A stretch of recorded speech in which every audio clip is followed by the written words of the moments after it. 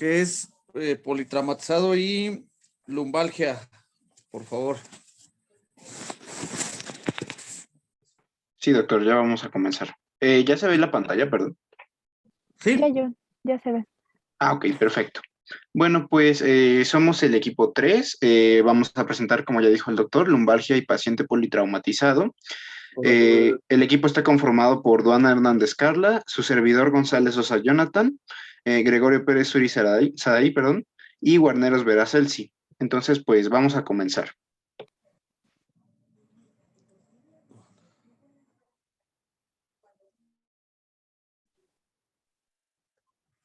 ¿Ya le cambiaste? Pues bueno, el primer tema que vamos a iniciar a ver va a ser el tema de lumbalgia. Siguiente, por favor. Para empezar tenemos que definir bien qué es lumbalgia. Y pues va a ser el dolor lumbar o lumbalgia, se va a definir como dolor en la parte posterior del cuerpo. Y pues va a abarcar desde el margen inferior de la costilla duodécima hasta los pliegues del glúteo inferior. Y pues puede ser con o sin dolor referido en una o ambas extremidades inferiores y que al menos tiene que durar un día, puede durar mucho más. Y pues se va a clasificar también de acuerdo a su duración. Ya en agudo, subagudo y crónico. Agudo vamos a clasificarlo si es menos de 6 semanas. Subagudo si está el dolor presente entre 6 a 12 semanas. Y crónico si el dolor se prolonga más allá de 12 semanas. Siguiente, por favor. Bien, ahora con respecto a la etiología, el dolor lumbar pues es un síntoma muy común, se podría considerar que es multifactorial. Generalmente van a ser benignas y van a ser autolimitadas. Siguiente, porfa. Y bueno, como pueden observar aquí, tenemos pues posibles causas de dolor lumbar. Si es una lumbalgia mecánica, podríamos pensar que pues puede ser por distensión muscular y lesiones ligamentosas, también por fractura vertebral postraumática osteoporótica, por una enfermedad degenerativa del disco intervertebral y o articulaciones facetarias, también por hernia de disco, estenosis del canal lumbar, espondilitis y espondilolistesis, alteraciones anatómicas, como por ejemplo está la escoliosis, cifosis, síndrome de Bertolotti, y también por sobrecarga funcional, como en el embarazo, la hiperlordosis y las dismetrías. Siguiente, porfa. También está la lumbalgia no mecánica, que esta se debe a tumores. Están las neoplasias primarias como el mieloma, el linfoma, los tumores de la médula espinal, las metástasis vertebrales, los tumores óseos benignos. También se pueden dar por ostiloartropatías seronegativas como la espondilitis anquilosante, la artritis reactiva, la artritis psoriásica, la artritis de la enfermedad inflamatoria intestinal. Y también puede estar dada por infecciones como osteomielitis, absceso epidural y absceso paravertebral. Siguiente. Vamos a tener diferentes factores de riesgo que nos pueden llegar a generar que se presente una lumbalgia, como son el sobrepeso y la obesidad, y esto es por la carga de peso que tiene que cargar pues como tal la columna. El alcoholismo, también el sedentarismo, y principalmente cuando está asociado a posiciones viciosas, como son cuando estamos sentados o acostados, que tenemos una mala postura y que pueden llegar a generar una lumbalgia. También vibración corporal, carga de peso o con objetos pesados y flexión, torsión del tronco, y esto principalmente se van a presentar o se van a realizar cuando es en algunos trabajos que pues se llegan a realizar estas posiciones que pueden llegar a generar lumbalgia. También cuando la persona tenga alguna alteración psicosocial o incluso cuando tenga reposo prolongado o alguna inactividad física, pues nos pueden llegar a ser factor de riesgo para la presencia de alguna lumbalgia. Siguiente. Bien, en la epidemiología, pues la lumbalgia va a ocupar la segunda causa de consulta en ortopedia. Esta, pues, es la quinta de hospitalización y la tercera de intervenciones quirúrgicas. Va a afectar al 84% de las personas en algún momento de su vida. Y pues va a estar causando limitación de la actividad en pacientes menores de 45 años y la prevalencia va a aumentar con la edad. Bueno, Si recuerdan, pues al inicio Celsi les comentaba, ¿no? Pues que la lumbalgia se divide en aguda, subaguda y crónica. La que se va a dar con más frecuencia va a ser la lumbalgia aguda y esta se va a presentar en 5 a 25% de la población general. El 90% de ellas va a remitir en un 90% y solamente 10% restante se va a volver crónica.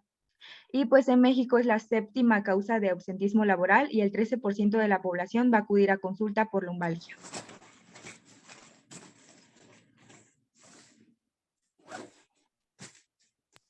Pues para empezar a hablar de la fisiopatología como tal de un dolor lumbar, tenemos que hablar de la unidad espinal funcional de la espalda. ¿Y esto qué va a ser?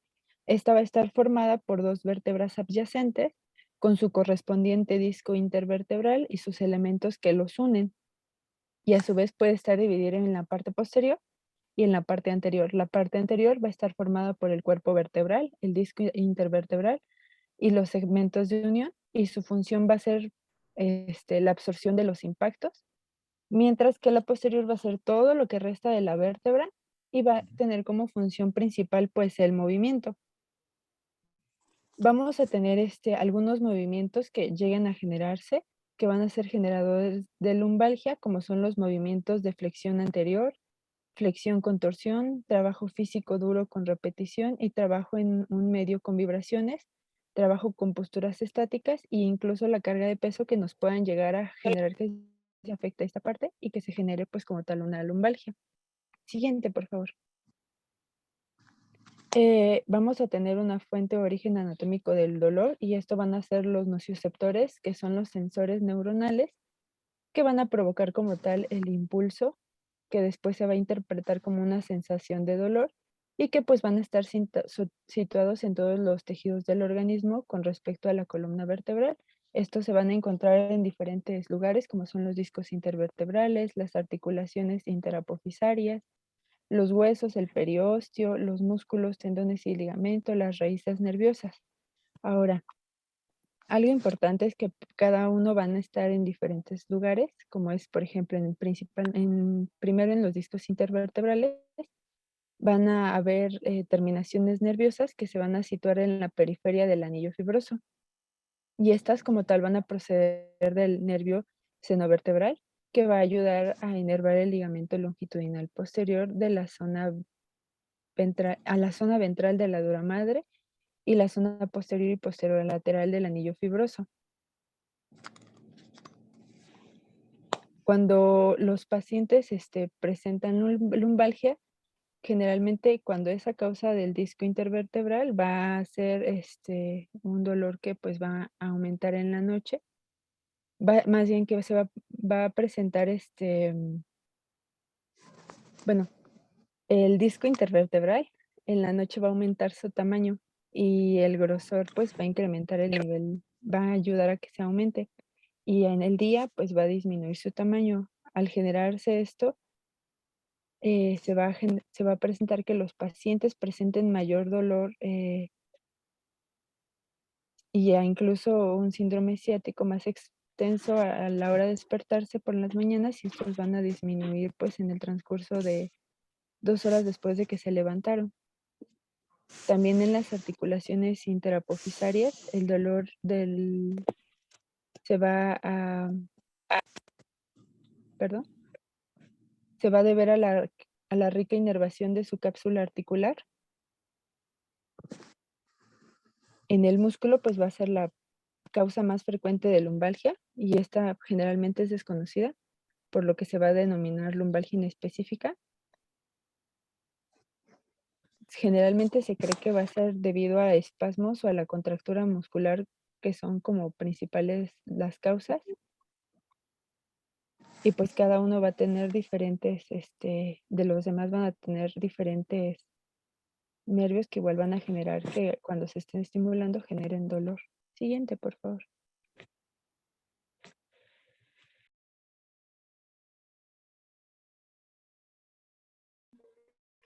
Bien, con respecto al diagnóstico, lo que debemos de hacer primero pues es hacer una evaluación inicial del dolor lumbar agudo. En atención primaria hay que realizar una historia clínica enfocada y un examen físico.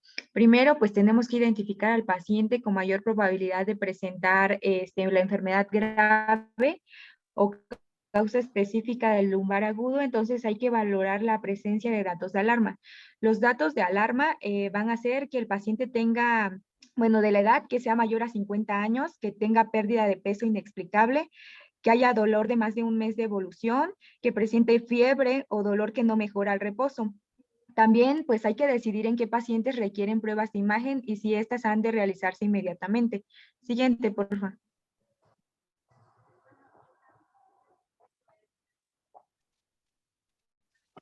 Siguiente. Ahí, gracias.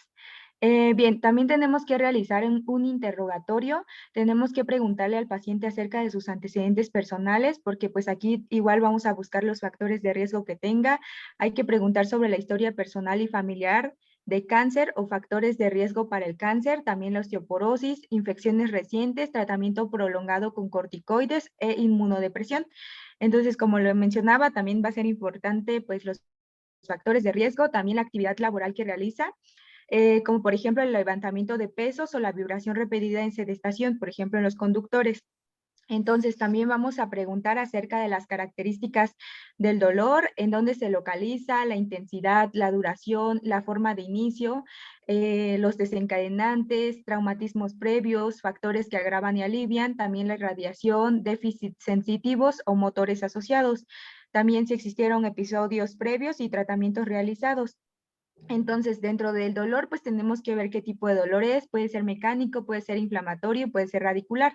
Entonces, para esto, pues necesitamos saber las características. El dolor mecánico, este va a empeorar con el movimiento, el esfuerzo, cargas y determinadas posturas. Este va a ceder con el reposo, descarga y posturas antiálgicas y lo que va a estar sugiriendo es una patología degenerativa. Siguiente, por favor. Luego, en el dolor inflamatorio, este va a ser insidioso, va a ser profundo, va a ser difícil de localizar, cambiante y progresivo. A diferencia del otro que les había mencionado, este no cede, aumenta con el reposo y por la noche, incluso va a perturbar el descanso y también puede acompañarse de síntomas generales según sea la causa. Este va a ser más característico de procesos infecciosos, tumores inflamatorios como la espondilitis anquilosante. Si es un dolor radicular, este se irradia por el miembro inferior y se va a acompañar de alteraciones sensitivas y a veces motoras según la raíz afectada. También suele presentar un inicio brusco. Este va a ser muy característico de una hernia discal o estenosis del canal lumbar. Y pues la localización del dolor va orientada a la raíz afectada. Y pues aparte del dolor, también tenemos que evaluar si este se presenta con otros síntomas. Siguiente, por favor. Y bueno, esta igual es una tablita en donde están las características del dolor para poder diferenciar con el dolor inflamatorio con el dolor mecánico. Y pues en el dolor inflamatorio este va a tener que la edad de inicio es menor de 40 años. En el dolor mecánico se puede presentar a cualquier edad. El tipo de inicio en el dolor inflamatorio va a ser insidioso, a diferencia del mecánico, que este va a ser agudo. La duración de los síntomas en el inflamatorio va a ser mayor a 3 meses, a diferencia del mecánico, que es menor de 4 semanas. En el inflamatorio va a existir rigidez diurna, mayor a 60 minutos, y en el mecánico es menor a 30 minutos. El dolor nocturno va a ser frecuente en el inflamatorio y en el dolor mecánico no va a existir. En el dolor inflamatorio con respecto al efecto del ejercicio, este va a mejorar y en el dolor mecánico se va a exacerbar. La hipersensibilidad en la articulación sacroiliaca va a ser frecuente en el inflamatorio y en el dolor mecánico no va a existir. También la movilidad de la espalda, en el dolor inflamatorio va a haber pérdida en todos los planos y en el dolor mecánico va a ser una flexión anormal.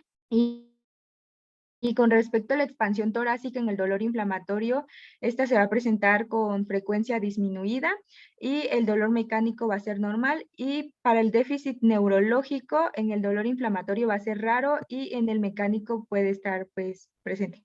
Siguiente, por favor. Y bueno, para la exploración inspección. Igual, primero, pues el paciente tiene que estar en bipedestación y en decúbito. Bueno, en la inspección lo que vamos a observar es la estática, la postura antiálgica, la marcha, si hay deformidades, como por ejemplo la escoliosis, hiperlordosis. También hay que valorar los arcos de movilidad. Está la prueba de Schober, que es una flexión anterior de la columna, y hay que ver si existen también lesiones cutáneas. Para la palpación y percusión, hay que ver de la región lumbosacra y la apófisis espinosas, también para valorar si hay contracturas, infección o fracturas. También se debe de realizar una exploración neurológica. Hay que evaluar la fuerza, la sensibilidad y las alteraciones de marcha y reflejos. Siguiente, por favor.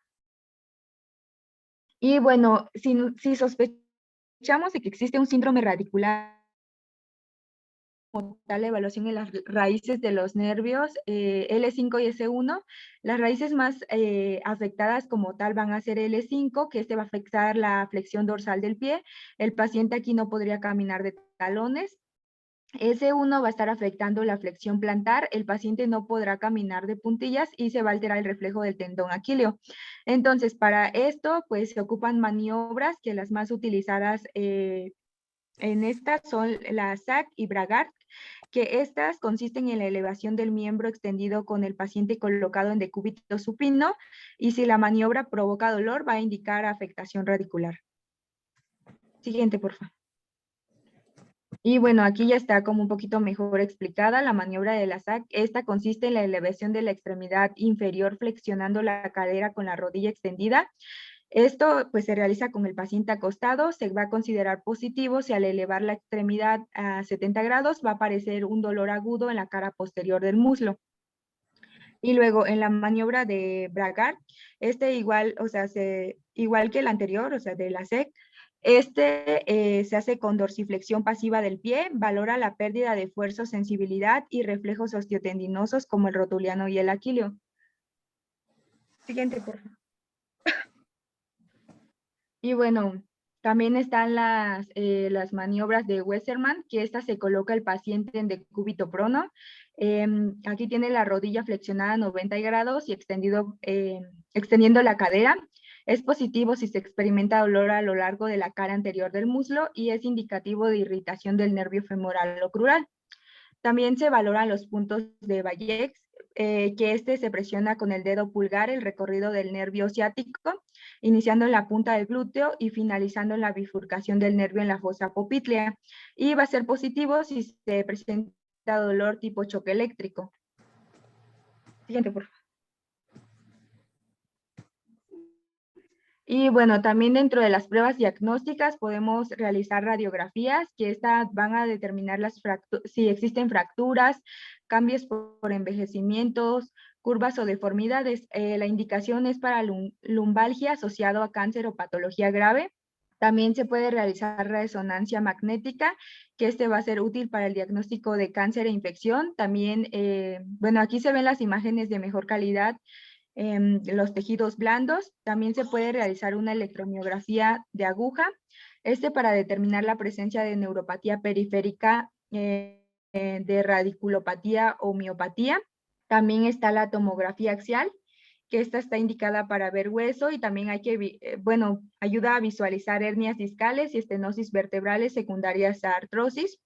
También está la gammagrafía ósea, que se utiliza cuando las radiografías de columna son normales, pero la clínica nos está orientando, por ejemplo, a una osteomielitis, neoplasia o fractura oculta. Y también está la prueba de densidad ósea si se sospecha de osteoporosis.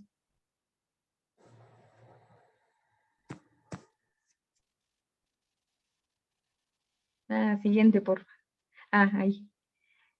Bueno, esto como tal, pues va a ser importante recordar que el 95% de los casos de lumbalgia aguda, que es cuando se presentan en menos de 6 semanas, van a tener como tal causas inespecíficas. En más del 50% de la radiografía de la columna lumbar se van a observar alteraciones degenerativas, principalmente pues en los pacientes mayores. Por lo tanto, no se recomienda solicitar estudios de rayos X e imagen de manera rutinaria en pacientes con lumbalgia que sea inespecífica. En la radiografía lo que debemos de buscar de forma intencionada va a ser la presencia de escoliosis, si hay alteración de las curvaturas, también las formas de las vértebras, si existen fracturas, listesis, espacios intervertebrales, si hay disminución del foramen oval, si presenta osteofitos, si hay diferencia en la altura de las crestas ilíacas y la alteración en tejidos blandos. Y pues las proyecciones recomendadas son anteroposterior y lateral. Aquí el paciente tiene que estar de pie y sin calzado. También es importante realizar biometría hemática completa, la velocidad de sedimentación globular y otros exámenes de laboratorio ante a un paciente que se sospecha de clínica de lumbalgia inflamatoria.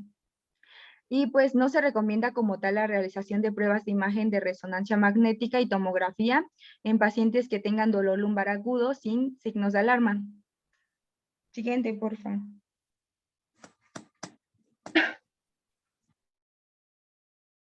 Y bueno, este como tal es un algoritmo, ya como para recorrer todo, este es para lumbalgia aguda. Entonces, lo primero que se tiene que realizar a un paciente, pues es todo lo de el interrogatorio y la exploración física. Hay que ver si el dolor es de causa lumbar, si es así, hay que ver si existen datos de alarma. Y si no existen datos de alarma, hay que ver si existe otra patología. Si no es así, hay que ver si es una lumbalgia mecánica. Hay que informar y aconsejar y mantener pues la actividad y dar tratamiento conservador de 4 a 6 semanas. Si no existe mejoría, pues entonces ya lo estaríamos como dando que fuera una lumbalgia crónica. Entonces, si sí existen datos de alarma, hay que derivar urgencias, hay que ver si se sospecha de compresión medular por tumor y pues se le realiza resonancia magnética inmediata, igual analítica, y también podemos ver si se sospecha de fractura vertebral o sospecha de causa infecciosa o si se sospecha de un síndrome de cola de caballo. Siguiente, por favor. Y bien, si tenemos que la lumbalgia mecánica es crónica, igual hay que reevaluar al paciente, volver a realizar la historia clínica, hay que hacer interrogatorio, exploración física, hay que ver si hay presencia de síntomas radiculares o neurológicos y también hay que ver si hay presencia de datos de alarma y hay que enviar a urgencias. También si hay presencia de datos de patología sistémica, si se sospecha de patología reumática o si se sospecha de patología tumoral. Y también hay que ver si hay lumbalgia sin síntomas radiculares. Y de aquí, pues, se realiza una radiografía simple de columna lumbar y pues para llegar al diagnóstico, y si no se llega como tal al diagnóstico, hay que reevaluar, hay que ver las pruebas para descartar patología sistémica y analítica con hemograma, BCG y valoración también psicosocial. Siguiente, por favor. Y esto igual esto viene en la guía de práctica clínica, pero prácticamente es lo mismo que les dije, nada más que aquí ya pone los signos de alarma, igual para que lo recuerden. Siguiente.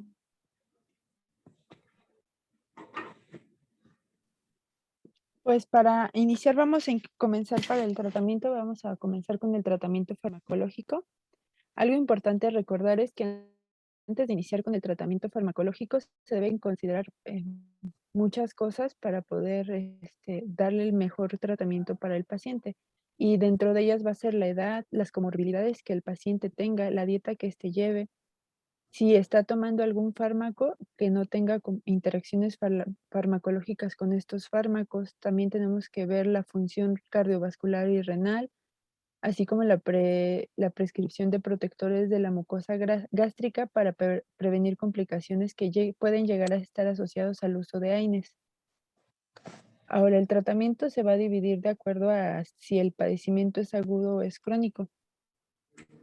Cuando llega un paciente con una lumbalgia aguda, se va a recomendar como primera elección el uso de paracetamol.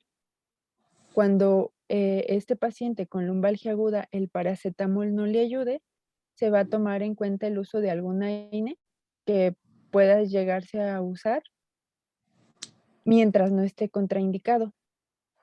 En el caso de una lumbalgia crónica, se va a recomendar el uso de del paracetamol junto con una AINE y tiene que evaluar la respuesta de este paciente.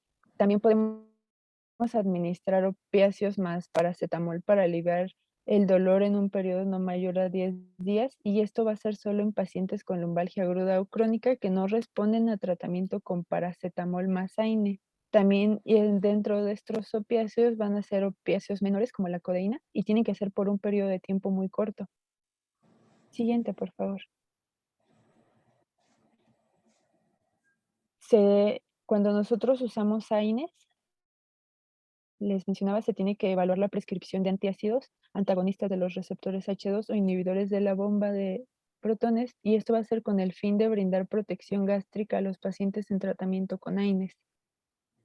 Algo importante a destacar es que el uso de AINES tiene que ser corto y no por más de 4 semanas, es decir, tiene que ser el uso menos de 4 semanas para que no llegue a generar algún efecto adverso. Si el dolor lumbar persiste después del tratamiento con paracetamol y AINES, también se puede llegar a evaluar el uso de relajantes musculares, y esta tiene que ser por una duración de 3 horas y no más de 2 semanas. Siguiente, por favor. También vamos a tener el tratamiento que no es farmacológico.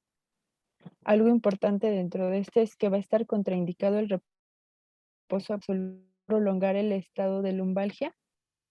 La mejor recomendación que te podemos dar es que mantenga el mayor grado de actividad física que el dolor lo permita.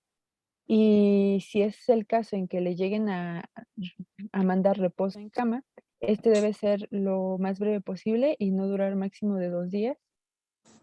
Otro método de tratamiento no farmacológico que le podemos dar al paciente es el calor local, ya que este va a producir una disminución del dolor a corto plazo en las lumbalgias aguda y subaguda. Sin embargo, tenemos que tomar en cuenta que va a estar contraindicado en aquellas pacientes que tengan alteraciones sensitivas, que lleguen a presentar escaras en la zona donde se presenta el dolor, que tengan alteraciones de la coagulación o procesos neoplásicos. Entonces a ellos tenemos que evaluarlo y sería mejor, está contraindicado para ellos. Siguiente, por favor. También vamos a recomendarles, o también está el ejercicio para ayudar a disminuir el dolor y a aumentar la capacidad funcional de la persona. Algo importante es que los ejercicios se tienen que interrumpir cuando estos causen aumento de los síntomas. Entre los que vamos a tener van a ser los ejercicios de Williams, ejercicios de Mackenzie. Los ejercicios de Williams, pues su función principal va a ser aumentar la flexibilidad de la columna y fortalecer los músculos para pues eliminar el esfuerzo excesivo de la columna y pues poder disminuir un poco el dolor. Y los ejercicios de Mackenzie pues van a ser ejercicios principalmente de extensión que van a incrementar la movilidad de la columna y pues nos pueden ayudar a restaurar la lordosis lumbar. Su función principal como tal va a ser disminuir el dolor mediante la liberación temporal de la presión, así como por la liberación de endorfinas y cortisol. También nos van a ayudar a fortalecer los músculos que se lleguen a debilitar si es el caso, disminuir el estrés mecánico, estabilizar los segmentos que se lleguen a encontrar hipermóviles y mejorar la postura y la movilidad.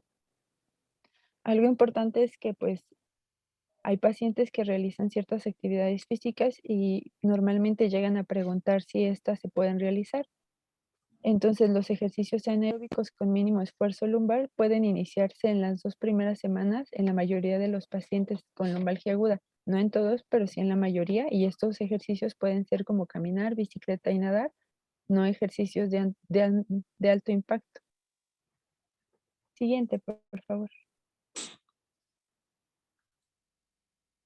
Este es un algoritmo que venía en la GPC y es prácticamente pues para ver cómo sería el diagnóstico en un paciente con lumbalgia.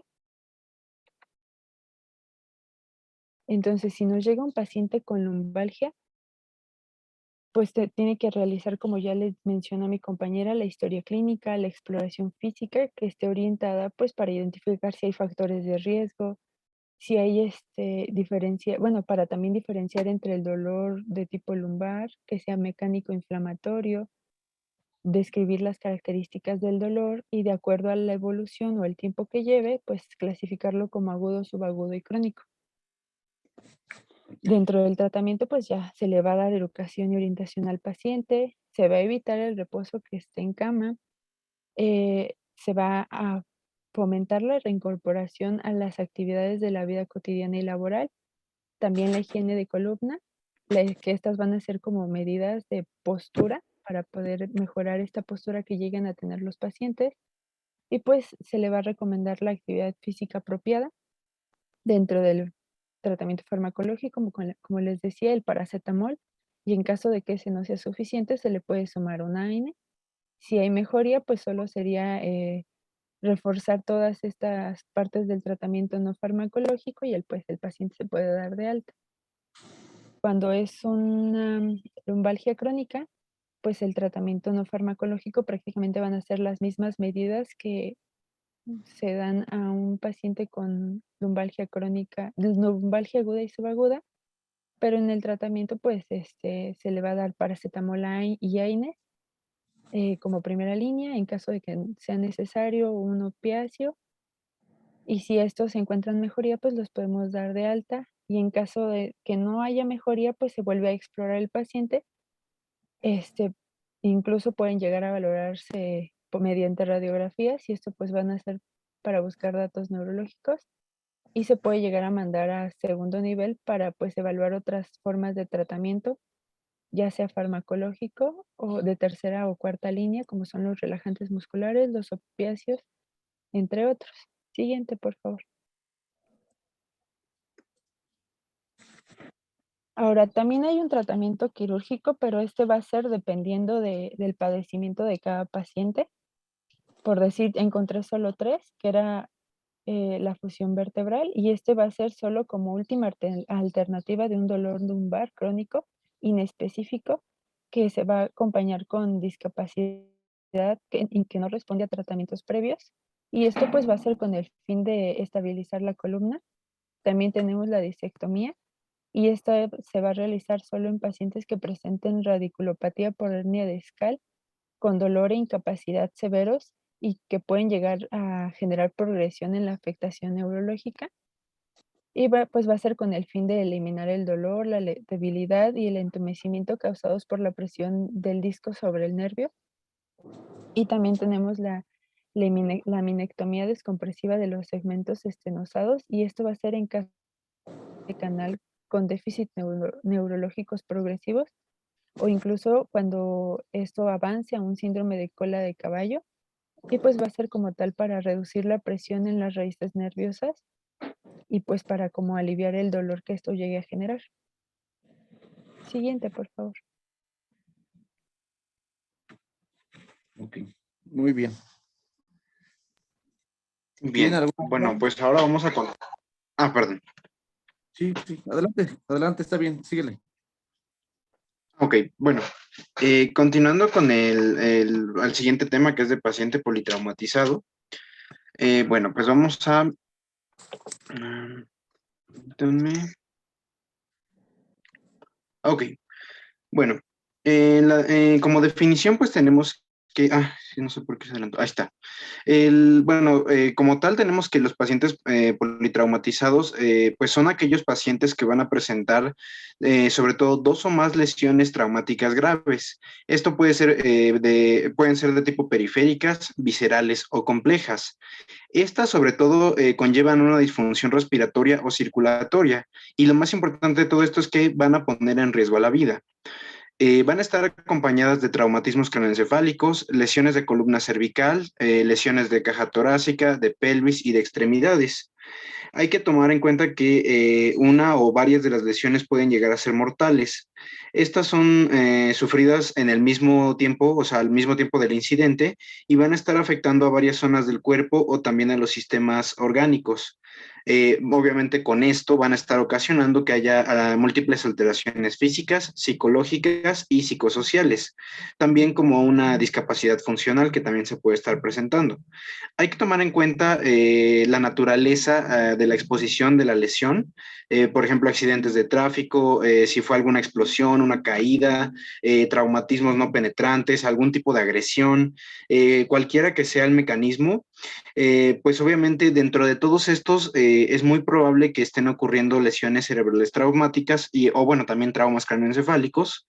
Y pues lo más importante de esto es que van a estar condicionando pues en general la totalidad de todo el proceso que va a requerir una rehabilitación mucho más exhaustiva. Bueno, dentro de esto vamos a tener que los pacientes politraumatizados van a ser manejados en dos fases. Va a ser dentro de la prehospitalaria, pues básicamente en esta va a estar conformado por el personal paramédico que va a tener un adiestramiento, perdón, en soporte vital. Pues en estos van a contar con comunicación directa al centro de trauma, pues ya sea por radio o por los medios actuales que tenemos, entonces van a estar en constante comunicación. Lo importante de ellos es que con una vía aérea libre y también una inmovilización de columna cervical, y también las heridas deben estar cubiertas con apósitos, deben estar estériles y si hay hemorragia, estas deben estar controladas. Más adelante vamos a ver paso por paso cómo se van tratando estos pacientes para poder cumplir esta parte que estamos mencionando en este punto. Y ya dentro de la fase hospitalaria, pues propiamente ya se llevará a cabo el manejo y el tratamiento definitivo, todo con base en el tipo de lesiones que esté presentando nuestro paciente. La gravedad pues va a también determinar qué tanto va a requerir nuestro paciente de atención médica para poder salir adelante. Bueno, pues vamos a continuar con lo que es la fisiopatología. Y es que la primera cosa que tenemos que saber es que la mortalidad de estos pacientes a tener tres etapas diferentes. La primera etapa va a ser la inmediata. Esto quiere decir que se va a dar. Entonces, va a estar generado por lesiones que son incompatibles con la vida y que generalmente van a estar afectando el sistema nervioso central, el corazón y los grandes vasos. Quiere decir que en general, por ejemplo, bueno, aquí les puse una imagen, si tuvimos una colisión o un choque automovilístico, en esta fase el paciente no va a poder ser atendido porque falleció cuando se generó el impacto. Ahora, la siguiente fase es, la segunda etapa sería la precoz, que va en las primeras 24, 48 horas en las que tiene una afección. Entonces puede estar provocado por un traumatismo craneoencefálico grave o por una exsanguinación. Es importante saber que todos aquellos pacientes que tengan un sangrado importante van a estar en el triangulito que tenemos aquí, que sería pues acidosis y bueno, está el sangrado, la acidosis, también la coagulopatía y que este círculo, bueno, este triangulito nos va a llevar a la muerte, ¿no? A que el paciente fallezca. Siguiente, por favor. Y aquí les puse unos ejemplos de esta segunda etapa, en donde, bueno, que son ya secundarios a una hemorragia interna, que puede ser, por ejemplo, un hematoma subdural o epidural, un hemoneumotórax, un tamponamiento cardíaco, lesiones intraabdominales y fracturas óseas. En una tercera etapa, lo que vamos a tener, pues es que la vamos a conocer como diferida y es que dura más de 7 días. Aquí es cuando vamos a tener un fallo multiorgánico o se va a presentar sepsis y normalmente se va a generar porque hay alteraciones inmunológicas. Lo que va a pasar es que como tal, la lesión tisular que provocó el traumatismo va a generar que las células, o vamos a empezar a hacer las células estresadas, ¿no? Entonces, cuando las células se estresan, recordemos que empieza a liberar citocinas, que va a ser, por ejemplo, el factor de necrosis tumoral alfa, interleucina 1, la interleucina 6 y la 8. Entonces, todo esto lo que va a llevar es a la activación de los neutrófilos, la producción de mediadores inflamatorios, y esto nos va a provocar un síndrome de distrés respiratorio o el fracaso multiorgánico, que pues va a darnos como resultado un estado de hiperinflamación o un síndrome de respuesta inflamatoria sistémica. Y pues estas serían nuestras tres etapas que se van a llevar a cabo cuando tenemos un traumatismo.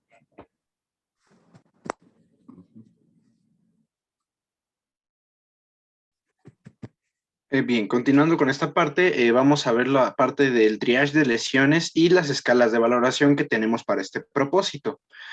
Básicamente su propósito es valorar la gravedad de las lesiones con el fin de establecer prioridades en la atención de uno o múltiples pacientes. Seguramente ya en algún momento de la carrera hemos visto múltiples ocasiones esto, en la que pues básicamente es una forma de priorizar los pacientes que estén más graves contra los que no están tan graves, con base pues en diferentes condiciones. Esto también en los politraumatizados también aplica. Obviamente vamos a dar prioridad a los que estén con mucho más lesiones o que sean lesiones que estén comprometiendo más la vida, y pues estos son los que van a tener la prioridad. También hay que tomar en cuenta que se debe considerar la gravedad de las lesiones presentadas y la capacidad y la cantidad de recursos del personal médico encargado de la atención. Para este propósito se han propuesto múltiples sistemas y escalas para clasificar lo que es el grado de la lesión, pero el que más va a ser utilizado es la escala revisada de traumatismo o el Revised Trauma Score, que básicamente es el que nos va a estar indicando, bueno, aquí está, permítanme. Aquí está. Es básicamente este sistema que lo que va a estar haciendo es que va a tomar en cuenta la escala de coma de Glasgow, la presión arterial sistólica y la frecuencia respiratoria. Hay que tomar en cuenta que el valor mínimo es 0 y el máximo es 12. En el caso del paciente traumatizado que tenga un puntaje menor a 12, este va a estar relacionado con un aumento de la mortalidad y va a requerir traslado a un centro especializado. Entonces estamos viendo que entre menor sea el valor, pues en este caso va a requerir un tratamiento más, más especializado. Otras escalas que no voy a profundizar tanto en estas porque, bueno, el problema que tienen estas, ahorita lo voy a mencionarlo, pero bueno, de todas formas son otro tipo de formas de valorar las lesiones. Hay que quedarnos con que la anterior fue la que más se utiliza, pero bueno, hay que saber que estas también existen. Tenemos la Injury Severity Score, que básicamente se basa en la lista de lesiones anatómicas que se denominan Abbreviated Injury Scale.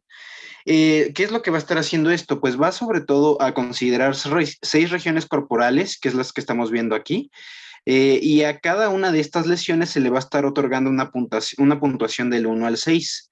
Entonces, lo que vamos a estar haciendo es que es esta puntuación, lo que vamos a estar haciendo es que bueno, entre más bajo esté es como que leve y entre más alto esté es más severo.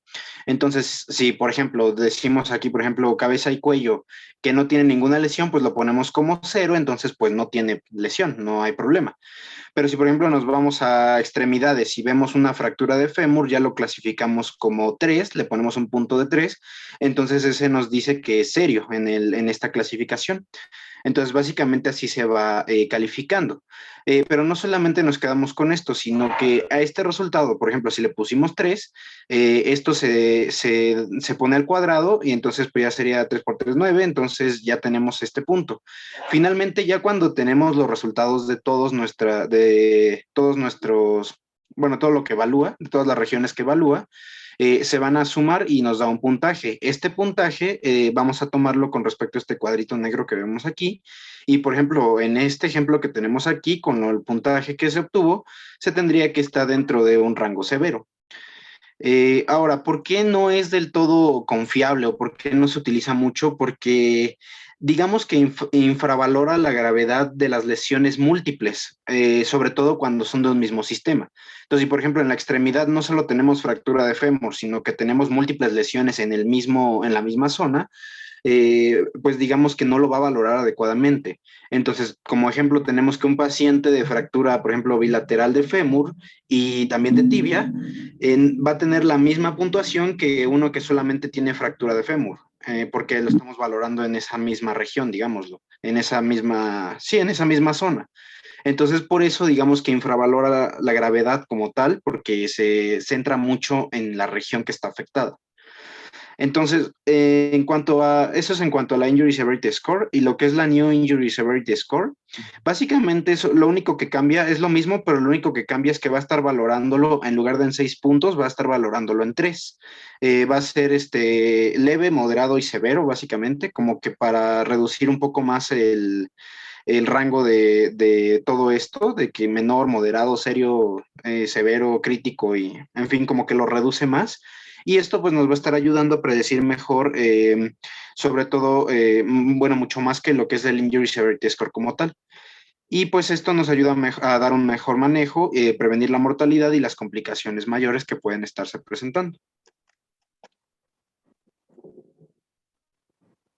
Bueno, pues ahora vamos a proseguir con la evaluación del paciente y primero, pues la evaluación primaria, ¿no? Entonces, el sistema más usado es el propuesto por el Colegio Estadounidense de Cirujanos, que es el ATLS, en donde vamos a tener 5 puntitos, que es A, B, C, D y E. Entonces vamos a ir desglosando cada uno de ellos. Entonces en el A vamos a tener lo que sería el mantenimiento de la vía aérea con control de la columna cervical. Entonces, lo primero que hay que hacer es verificar la permeabilidad de la vía aérea. ¿Y esto cómo lo vamos a hacer? Pues vamos a hacer un pequeño interrogatorio directo al paciente con preguntas como ¿cuál es su nombre? ¿Qué fue lo que le sucedió? Si el paciente contesta, esto quiere decir que la vía aérea pues está permeable. En caso de que no conteste, de que lo vemos inconsciente, entonces hay que examinar la vía aérea superior y excluir la presencia de cuerpos extraños, también de fracturas del macizo facial, de la tráquea o la laringe. Después, siempre hay que suponer la existencia de una fractura de la columna cervical. Entonces, hasta que no se demuestre lo contrario. Por lo tanto, bueno, y también hay que sospecharlo más todavía cuando hay alteraciones en el estado de conciencia o en el estado de alerta de nuestro paciente, o si sufrieron un traumatismo cerrado por arriba de la clavícula. Entonces, lo primero que hay que hacer es inmovilizar al paciente colocándole pues un collarín. Siguiente, por favor.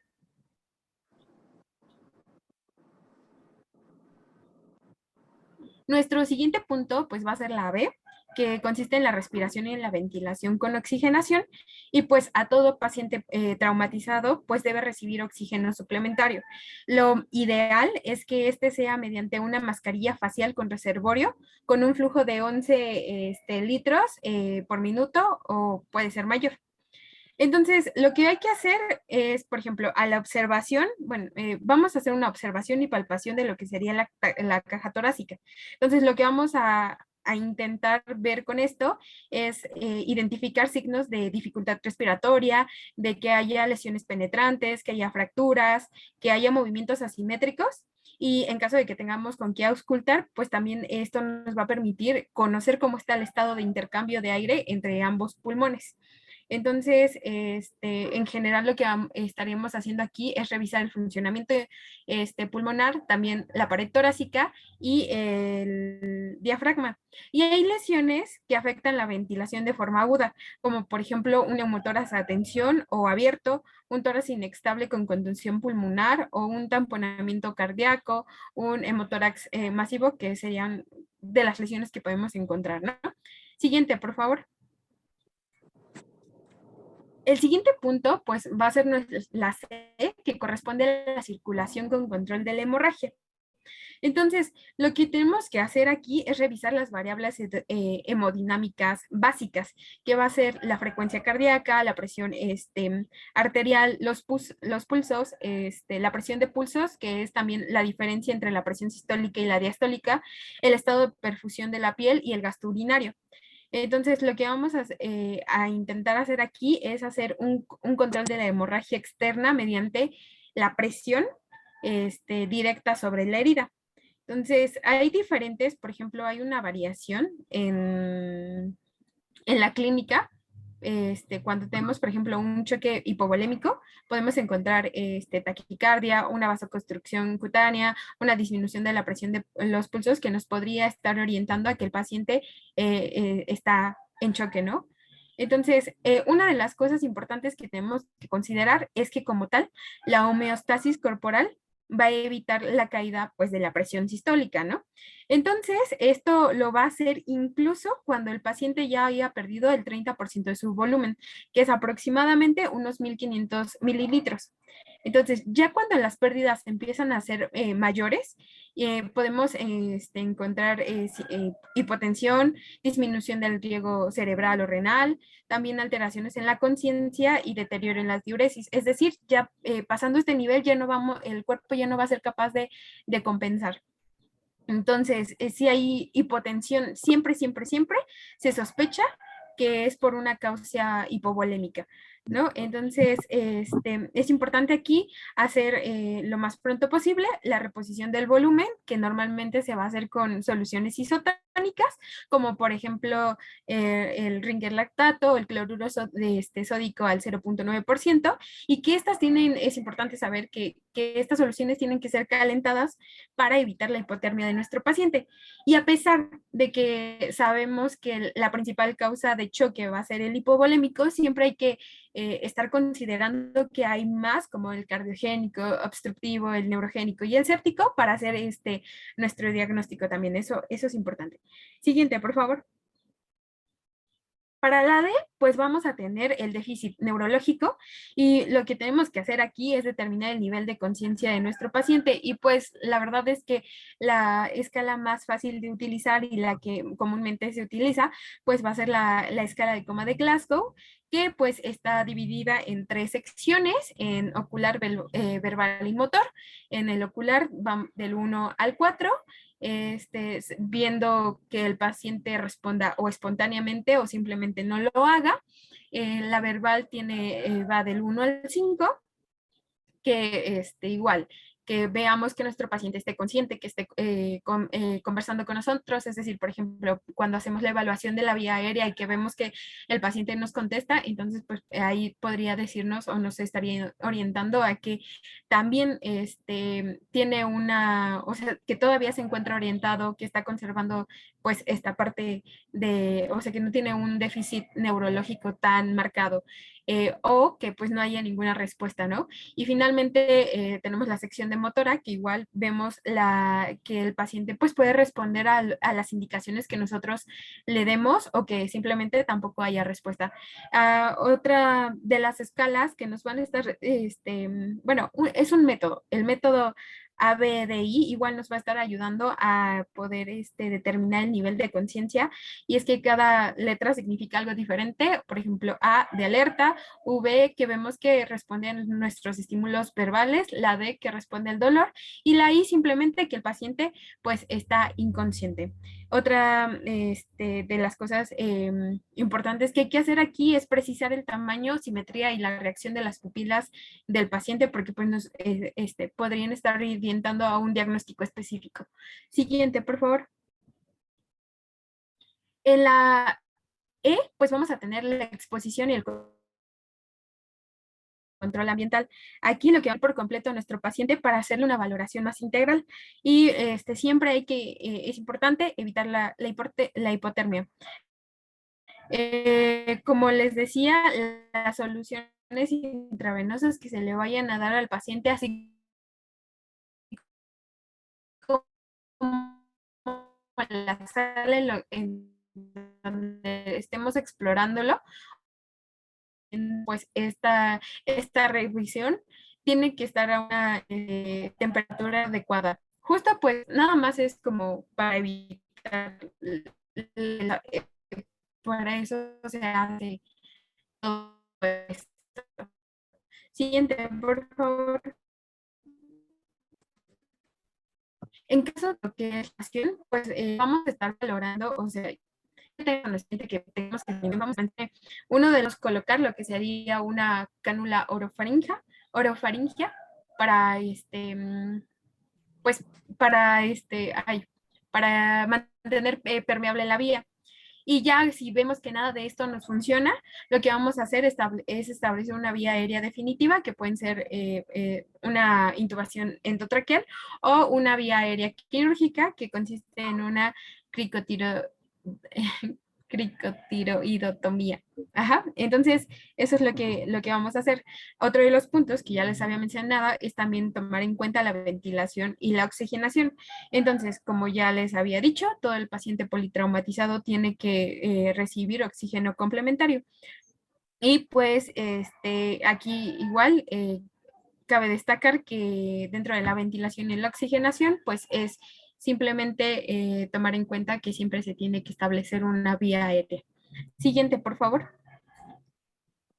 Hablando todavía de reanimación en cuanto a la circulación y el control de la hemorragia, pues lo que vamos a hacer es insertar por lo menos 2 catéteres intravenosos gruesos y cortos de 14 French en venas periféricas. ¿Para qué nos van a servir estos? Bueno, ya que los tengamos, nos van a servir para poder colocar, para tomar pruebas de laboratorio, tomar pruebas cruzadas y también hay que tomar la hormona corénica humana en todas aquellas mujeres que estén en edad reproductiva. ¿Qué más? Tenemos que iniciar la administración de soluciones cristaloides, como les dije, la más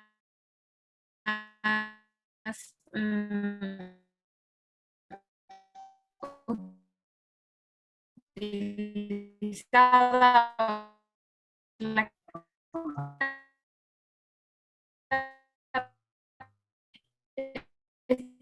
va a ser de 2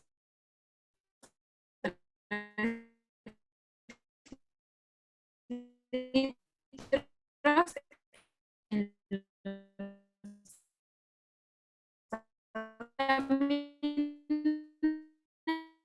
que como las RH, otra de las control de la hemorragia.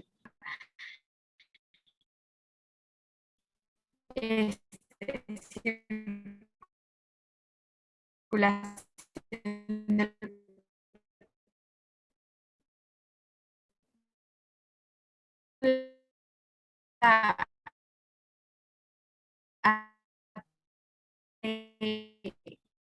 LS, pues con la respuesta a la reanimación.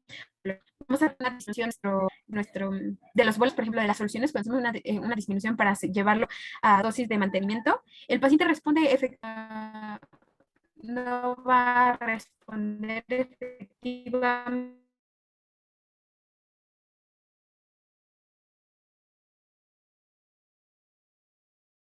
Y la mínima nula, que cuando le estemos nosotros pasando, por ejemplo, nuestras soluciones cristaloides, simplemente no responda ni a los bolos y, bueno, en general no responda a los bolos.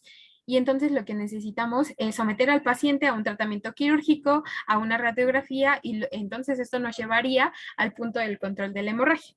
Entonces, para el control de la hemorragia siempre es importante solicitar algunos estudios específicos, como por ejemplo una radiografía de tórax, de pelvis y de huesos largos. También podemos utilizar lo que sería un FAST, que es una ecografía dedicada específicamente para los traumas, un lavado peritoneal diagnóstico o un ataque de abdomen. Todo esto pues para ver dónde está el inicio o el foco de nuestra hemorragia y poder tratar a nuestro paciente.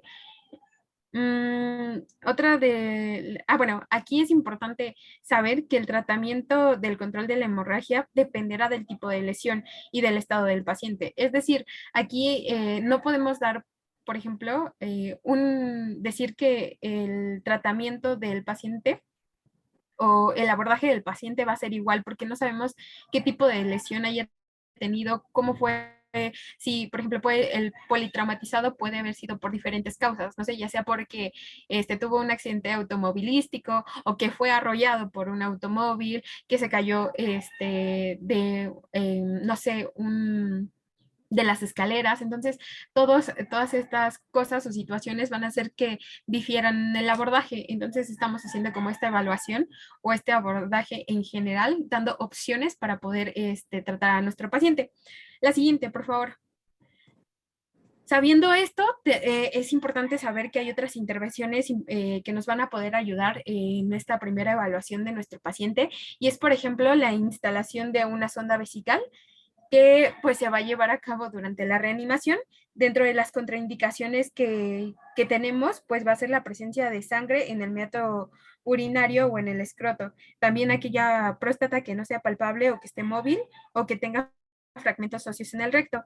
Ahora, cuando se pone la sonda, hay que aprovechar para hacer una recolecta y llevar una muestra urinaria para hacer el análisis de para determinar, por ejemplo, que no hay hematuria o con lo que esté cursando el paciente, y también para determinar la diuresis por hora que tiene el paciente.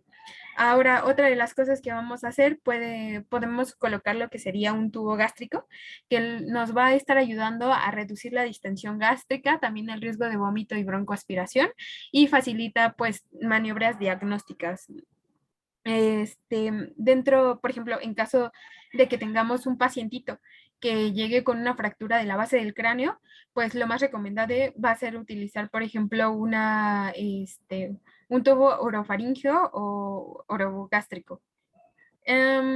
Y bueno, para concluir de revisar la revisión primaria, lo que tenemos que hacer ya como último, pues sería revisar lo que es la frecuencia respiratoria, también los gases arteriales, hacer una oximetría de pulso y la presión arterial. Siguiente, por favor. Ahora, no solo hay una evaluación primaria, sino también una evaluación secundaria o reevaluación de nuestro paciente para ver si el paciente está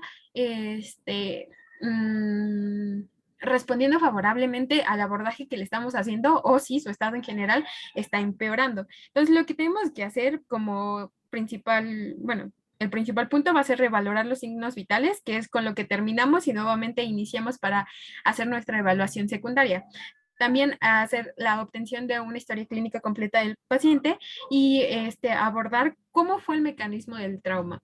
Ajá, es lo que les decía, no va a ser lo mismo que el paciente haya sido arrollado a que el paciente se haya caído por las escaleras, ¿no? Ahora, podemos continuar con un examen neurológico completo. Recordemos que puede haber una disminución del puntaje de la escala de... Sí, una disminución del puntaje cuando se aplica la escala de coma de Glasgow en el paciente, y que eso nos daría como sería un signo, o sí, una banderita roja, ¿no? Para saber que está pasando, que algo está sucediendo y que está poniendo en riesgo al paciente. Ahora, también hay que hacer otros estudios de gabinete complementarios, de acuerdo, claro, a la condición de nuestro paciente, y es importante valorar de manera continua para identificar de manera oportuna cualquier dato de deterioro y pues la respuesta al tratamiento instaurado. Ahora, si el paciente ya está estabilizado, en esta segunda evaluación se va a realizar por regiones anatómicas, y lo que vamos a intentar detectar pues es una situación de riesgo, ¿no? Entonces vamos a ir, nada más vamos a hacer un abordaje general acerca de cada una de de los segmentos que les puse aquí, y es que iniciando por cabeza y cara, pues vamos a lo que tenemos que identificar es ver, hay hematomas, hay laceraciones, por ejemplo, las laceraciones se pueden presentar en el cuero cabelludo, en el cuero cabelludo. Entonces, hay laceraciones o hay algún tipo de fractura. Ahora, en cabeza y cara es importante, por ejemplo, utilizar un fondo de ojo. ¿Para qué haríamos esto? Pues estaría ayudándonos a evaluar la presión intracraneal, también si hay una hemorragia vítrea o si hay un desprendimiento de retina. Y, por ejemplo, cuando llega un pacientito que tiene una equimosis en el mastoides o periorbital, que tiene otorrea, rinorrea, un hemotímpano, pues simplemente nosotros lo vemos y lo que vamos a decir es una fractura de base del cráneo, ¿no? Entonces, eso es lo que vamos a evaluar a grandes rasgos en este segmento. Ahora, en cuanto al cuello, pues lo que tenemos que identificar es ver si hay una desviación de la tráquea, ver si hay enfisema subcutáneo, si hay una distensión de las venas, si hay hematomas o laceraciones. ¿Cómo lo vamos a abordar? ¿Cómo vamos a abordar estas lesiones? Pues vamos a hacer una radiografía de la columna cervical o una angiografía. Las angiografías normalmente son para lesiones que entre el cartílago cricoides y la clavícula, o entre el cartílago cricoides y la mandíbula. Ahora, en cuanto al tórax, ¿qué vamos a hacer ahí? Pues lo que vamos a buscar es que haya, si hay inestabilidad, si hay laceraciones, abrasiones, contusiones, algún tipo de lesión penetrante. Y lo que vamos a hacer es auscultar. ¿Qué vamos a auscultar? ¿Para qué lo vamos a hacer? Para identificar si estamos ante la presencia de un hemotórax, un neumotórax.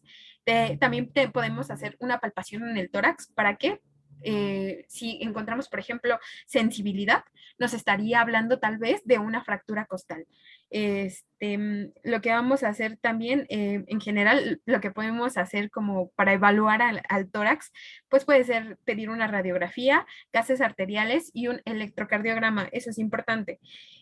También, por ejemplo, en caso de que hagamos un ecocardiograma, pues nos va a servir para descartar que hay un hemopericardio o una lesión cardíaca, ¿no? Y es importante saber que uno de los abordajes, por ejemplo, podría ser una toracotomía, y se va a hacer normalmente cuando ya tengamos a un pacientito que esté perdiendo más de 1,5 litros, más de 1,500 mililitros, perdón, a una velocidad más o menos de 200, 300 mililitros por hora. Entonces, así podríamos hacer el abordaje, ¿no? En el abdomen, ¿qué estaríamos buscando en el abdomen? Pues básicamente lo que vamos a buscar es, o cómo lo vamos a evaluar, va a ser, en caso de que que tengamos un pacientito que esté inestable hemodinámicamente hablando, pues lo que podemos realizar es un lavado peritoneal diagnóstico o un FAST. En caso de que nuestro paciente esté hemodinámicamente estable, pues podemos realizarle un ataque. Todo esto para evaluar, ¿no? O una laparotomía, que por ejemplo, si nos llega un paciente con una herida abdominal por arma de fuego, es la mejor opción que podemos tomar.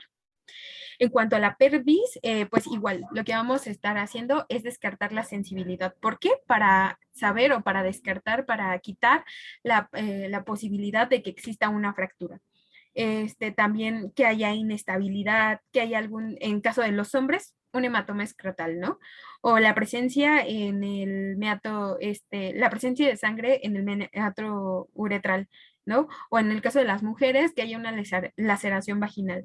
¿Cómo podemos abordarlo? Pues realmente lo vamos a abordar, por ejemplo, con un estudio radiológico pélvico en todos aquellos pacientes que tengan un traumatismo, por ejemplo, en el torso. Y esto para identificar fracturas. Ahora, por ejemplo, uno de los tratamientos, o igual del abordaje de la pelvis, pues va a ser un pantalón neumático antichoque, que ¿qué nos va a servir? Pues realmente nos va a servir para minimizar el sangrado. Entonces, esa sería una forma de, por ejemplo, tratar a un paciente que llegó con un traumatismo en la pelvis. Ahora, en cuanto a las extremidades, pues, ¿qué vamos a estar buscando? ¿Qué es lo que vamos a valorar? Que haya pulsos, que no haya fracturas, que no haya dislocaciones o que haya hematomas, laceraciones de laceraciones o alguna lesión en un ligamento importante. Siguiente, por favor.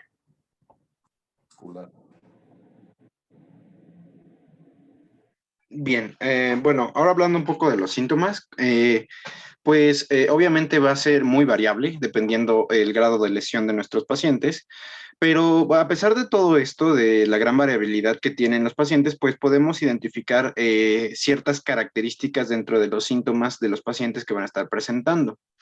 Básicamente todos aquellos que seguramente todos hemos tenido en algún momento de nuestra vida alguna caída, algún golpe en la cabeza que no ha sido así de seriedad, pero siempre llegamos a identificar lo básico, ¿no? Que es como que la cefalea, que puede ser inmediata o al poco tiempo después del golpe. Esto puede llegar a causar mareos y también cambios visuales.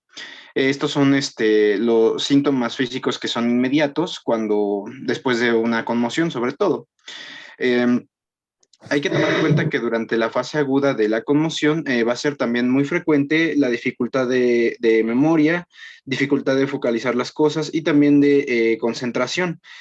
También seguramente en algún momento, si alguien ha tenido algún accidente que igual no ha sido tan severo, de alguna forma les pregunta como de ¿y cómo estuvo? ¿O qué te pasó? ¿O cómo ocurrió? Y muchas veces no, las personas no se acuerdan de qué pasó como tal. Entonces, pues hay este tipo de problemas y obviamente en el momento, cuando recientemente pasó, pues van a estar también las dificultades de la concentración.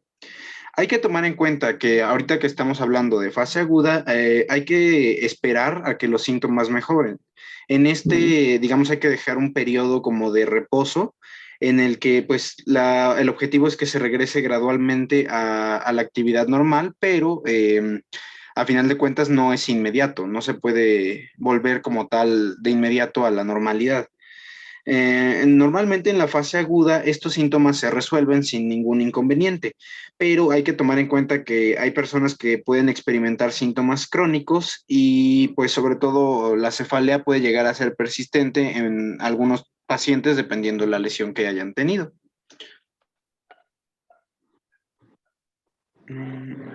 Ok.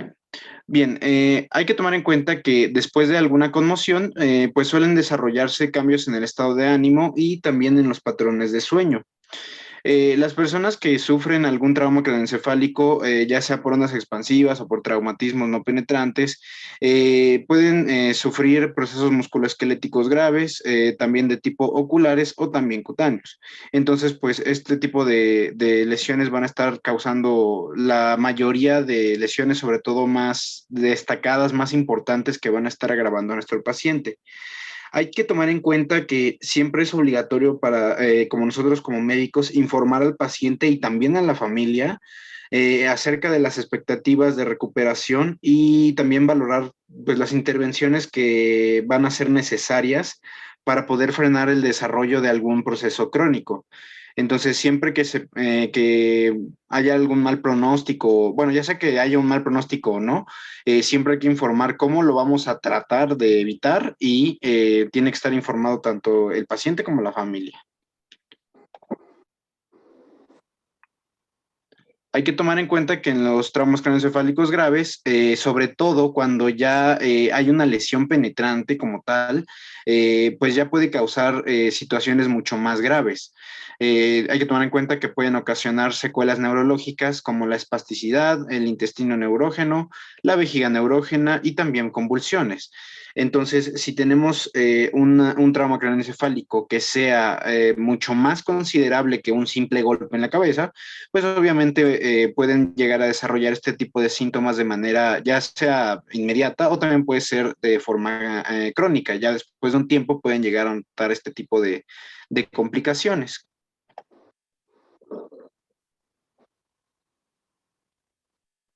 Dentro de la exploración física hay que tomar que pues como ya habíamos estado mencionando en todo este tema, realmente es que qué tan complejo es el cuadro que está presentando nuestro paciente y también, pues qué tan variable es su perdón, qué tanto necesita de tratamiento, qué tanto necesita de intervenciones, pues es realmente muy variable.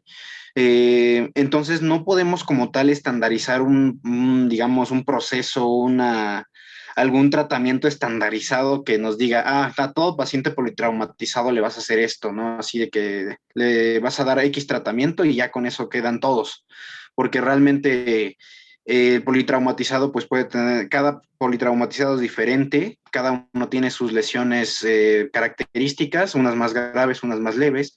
Entonces, eso es lo complicado en este tipo de pacientes, que no tenemos una guía con instrucciones así que digan paso por paso o sea, que te diga como tal de forma puntual qué tratamiento le vas a dar, ¿no? Realmente es que cada quien es individualizado y depende la gravedad de sus lesiones. Entonces, para poder llegar a determinar qué es lo que requiero para mi paciente, pues vamos a realizar un examen físico y también psiquiátrico, sobre todo en aquellos que tienen trauma craneoencefálico, para poder determinar la gravedad de la lesión y cómo lo voy a intervenir. Entonces, la exploración física se va a estar centrando en las lesiones, en la persona, en las comorbilidades y sus síntomas. Hay que tomar en cuenta también las valoraciones musculoesqueléticas apropiadas y estas van a estar determinadas sobre todo por los antecedentes de la lesión y se van a centrar en aquellas regiones que van a limitar la función sobre todo. Las valoraciones neurológicas, como ya se había mencionado en la evaluación, siempre va a ser completa. Siempre se evalúan pares craneales, la fuerza motora, la sensibilidad, los reflejos, coordinación, tono, todos estos apartados, porque ya vimos que el trauma craneoencefálico es muy variable y pues hay que determinar cuál es la lesión. Hay que tomar en cuenta dentro de la exploración física en el entorno de la rehabilitación aguda que es muy importante realizarla de forma adecuada, ya que este va a estar previniendo complicaciones. También, si estamos en constante exploración física de nuestros pacientes, podemos identificar fiebre o aumento del dolor. Básicamente nos va a servir en el estudio diagnóstico, va a poder identificar la etiología y nos va a ayudar también a elaborar un plan terapéutico apropiado.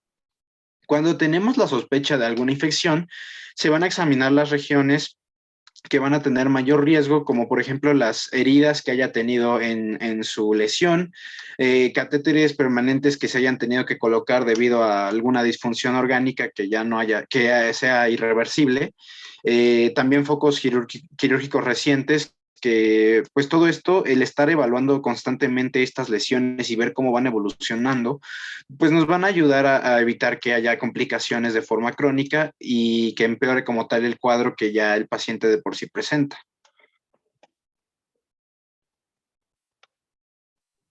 Bueno, las pruebas diagnósticas que podemos utilizar de manera general, pues son las siguientes, y es que tenemos pruebas de imagen, que normalmente se utilizan en la fase aguda de la lesión o en fase subaguda y crónica cuando ya están empeorando los pacientes. Entonces podemos utilizar, por ejemplo, una radiografía que normalmente nos va a ayudar para determinar lo que son las lesiones musculoesqueléticas, una tomografía que nos va a evaluar la presencia de una hemorragia aguda o en caso de que haya hidrocefalia, la resonancia magnética, que nos va a definir procesos traumáticos como que haya una lesión axonal difusa o encefalomalacia. En cuanto a las pruebas analíticas, pues nos sirven para determinar procesos como lo son la anemia, que es frecuente en el periodo de rehabilitación postraumática. Por ejemplo, para la evaluación de los procesos febriles podemos pedir un hemograma completo, velocidad de sedimentación globular, un PCR, también determinar si hay desequilibrios electrolíticos, principalmente del sodio, y pues presencias de endocrinopatías. En cuanto al electrodiagnóstico, pues las pruebas, lo que vamos a hacer son pruebas de conducción nerviosa y electromiografía que van a ser de utilidad para definir cuál es el grado y cuál es la magnitud de la lesión nerviosa periférica. Y aquí en también tenemos lo que es el electroencefalograma, que nos va a estar hablando sobre cuál es la actividad, qué actividad tiene el cerebro, o sea, si hay una actividad anormal o no. Y pues se puede utilizar principalmente cuando vemos que nuestro paciente tiene una alteración en el estado mental o cuando ya haya la presencia de actividad convulsiva. Entonces también la podemos estar utilizando. Nuevamente recalcar, ¿no? Que el tratamiento en general, pues va a ser, como es un proceso dinámico, hay que estar reevaluando constantemente al paciente y el estado del paciente para determinar el tratamiento adecuado. Entonces, el abordaje siempre va a ser individualizado, como en todo tipo de pacientes, con cualquier tipo de patología. Siguiente, por favor.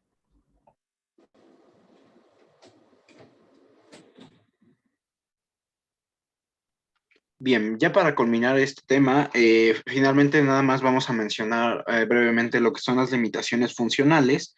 Pues obviamente cuando el paciente llega a tener alguna pérdida como tal, orgánica, por así decirlo, pues obviamente va a representar un reto y un cambio por completo en su vida, ¿no? Por ejemplo, una amputación que haya, por la lesión que tuvo, se le haya tenido que amputar, pues obviamente va a ser un desafío, un total cambio de su vida. Entonces hay que tomar en cuenta que para poderse reincorporar como tal a la comunidad, pues va a ser difícil, va a también abarcar elementos tanto físicos, cognitivos, emocionales y psicosociales, porque si tomamos, por ejemplo, la amputación, pues obviamente no solamente es la parte de la vida, sino que pues es la depresión, bueno, la parte social también va a cambiar totalmente, en fin, tiene una gran variedad de cambios que va a tener. Entonces hay que tomar también en cuenta el grado de limitación funcional, que ya dijimos va a ser muy variable. Algunos pacientes pueden experimentar una recuperación notable y regresar al trabajo, y sin embargo otros nunca van a volver a salir de su estado vegetativo. Entonces, pues esto es una de las consecuencias de este tipo de lesiones. No todos los pacientes van a tener un buen pronóstico. Hay algunos que, aun con los tratamientos adecuados y el manejo correcto, no van a poder evolucionar de forma apropiada y pues incluso pueden llegar a morir aún con todo lo que tratemos bien a nuestro paciente. Entonces no siempre tenemos el resultado de que salgan adecuadamente. Aquí tenemos, brevemente voy a mencionar, no voy a mencionar todo, simplemente así como que de forma rápida, algunas limitaciones que podemos encontrar. Ya mencioné, por ejemplo, la amputación, que obviamente va a estar afectando a la deambulación. También va a estar afectando a lo que son las actividades de la vida diaria, en fin, va a necesitar tratamiento protésico si es que el paciente tiene la disponibilidad de hacerlo. La disfunción visual, pues obviamente va a alterar los desplazamientos en la comunidad, ciclos de sueño, pérdida auditiva altera comunicación, espasticidad la posición, disfunción ejecutiva, pues la toma de decisiones se ve alterada. Las alteraciones de memoria, pues obviamente va a tener dificultades educativas, la ansiedad, disminución de la tolerancia en el lugar de trabajo como tal, la depresión, que también va a ser uno de los más frecuentes que tenemos en pacientes que tienen alguna pérdida orgánica o sistémica, porque pues ya va a haber menor implicación en la comunidad, en el trabajo, en la escuela, puede llegar a haber un deterioro cognitivo, por ejemplo, aquellos pacientes que quedan con pues alguna discapacidad mental, digamos, con una pérdida en alguna capacidad de realizar algo como tal. El trastorno por estrés postraumático, perdón, pues también va a tener algunas consecuencias, agorafobia, alteraciones de memoria, de capacidad de concentración. Los cambios en la personalidad también son uno de los más frecuentes que vamos a tener, sobre todo en las lesiones traumáticas o los traumas craneoencefálicos graves. Pues van a estar afectando las relaciones interpersonales, va a haber problemas en la familia, bueno, va a haber cambios sobre todo en la forma de interaccionar con la familia, y el regreso al trabajo o la escuela o las actividades diarias pues va a ser mucho más complicado. También suele haber falta de apoyo familiar. Recordemos que para la familia también es todo un desafío. Si llegan a tener a un familiar que se encontraba completamente normal, de pronto ya tiene algún déficit mental, pues obviamente va a ser todo un reto cuidarlo y pues llevarlo como tal, ¿no? Adelante, sacarlo adelante. La falta de transporte, pues también es otro tipo de dificultad que puede también causar. Y bueno, como tal, cambios en la vida como tal, pues también van a ser muy importantes. Y pues bueno, estas son algunas de las limitaciones algunos ejemplos de los que podemos notar en las limitaciones funcionales. Y pues es muy importante tomarlo en consideración porque no es solamente como de nuestros pacientes ya politraumatizados ya se curan y ya como tal quedan, ¿no? Pues no, a veces aunque salgan bien, digamos, de sus tratamientos y todo, pueden quedar con muchas secuelas. Entonces esto es lo difícil que tienen los pacientes politraumatizados. Entonces, pues con esto terminamos el tema. Muchas gracias por su atención. No sé si tengan alguna duda o preguntas, tanto de lumbalgia como de paciente politraumatizado. ¿Dudas? Bueno, muy bien esta última presentación, me gustó bastante, los felicito. Para tema de, bueno, los dos, lumbalgia y politraumatizados, son temas muy extensos, pesaditos, pero sobre todo este último de politraumatizados estuvo muy bien presentado, los felicito. Muchas gracias. Si no hay dudas, Gracias, doctor. pues buenas tardes y mañana le seguimos entonces. Que descansen. Hasta mañana. Doctor, Mándeme. nosotros somos del equipo 6 y tenemos una duda acerca de nuestra exposición. Nos Dime. toca exponer fracturas de tibia y de fémur, pero tenemos la duda de si también nos tocan las fracturas intertrocanterias y las fracturas del cuello femoral, o eso ya entraría dentro de fracturas de cadera. Sí, intertrocanterias son de cadera. Y de cuello femoral son de cadera. Ah, ok, entonces esas no las hacemos. No. Las Ok. de fémur sí serían solo supracondilias de fémur y diafisarias de fémur. Ok, y Diafisarias y supracondilias. Y de ok, tibias son de meseta tibial y de diáfisis y de plafón tibial. ok, sí, Pero las transtrocantéricas y las de cuello de femoral son de cadera. ok, sí, muchas gracias, doctor. Bueno, hasta luego, pues buenas tardes.